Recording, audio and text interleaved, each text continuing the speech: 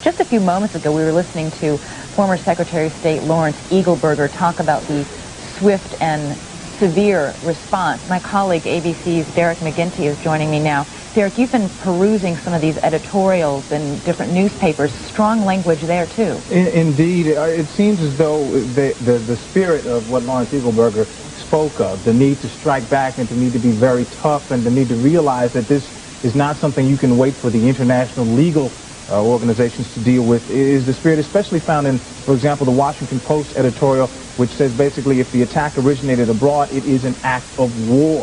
Some have even said in that editorial that war should be declared by the U.S. Congress if they can find the nerve to do that. It's the kind of thing where, again, if you look in the historical analog of how we've handled these things in the past, we've sort of waited for the legal system to take its course. For example, with the two Libyans that were recently convicted in the bombing of the plane over Lockerbie, they're basically saying that's not enough anymore. If we're going to act, we have to act quickly, and we have to make people know, as Lawrence Eagleburger said, there's a price to be paid when you do these sort of things, and that America has the will to act, and that's what the editorial is saying. And in fact, as mirroring other comments, which has said any countries harboring this terrorist, i.e. Afghanistan, will bear the consequences of this as well. This is not just an attack on, if, for example, Osama bin Laden was deemed responsible for this, it wouldn't be just retaliation to his cell, but to Afghanistan or any other country sheltering the terrorists. In fact, President Bush did hint at this in the speech he made tonight, where he said, we will treat the countries that harbor these people the same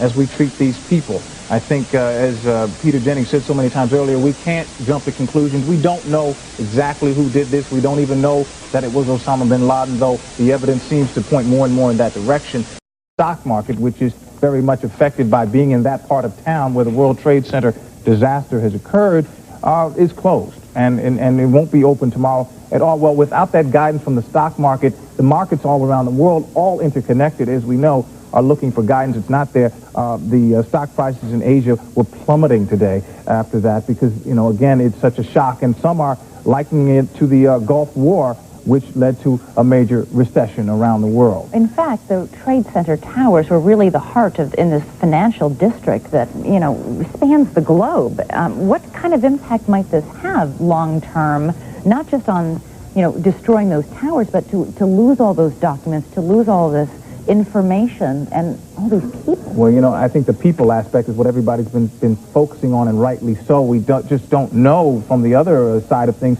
how the markets will react. I mean, there seems to be two schools of thought here.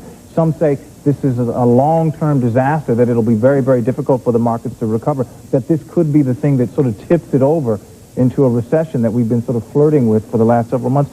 But others point out that the markets have been very resilient, and that at times of stress it will look bad for a while, but as this country pulls together, so will the market, and that we'll begin to see some sort of recovery. It's really too soon to say, just like we have to say about so much of this. Our colleague Diane Sawyer was actually reporting a few hours ago and was talking about the fact that everywhere down there on that scene you could see financial records and papers, just everywhere you looked, you know, litter from this terrible, terrible explosion, documents that were so important yesterday and now have become just...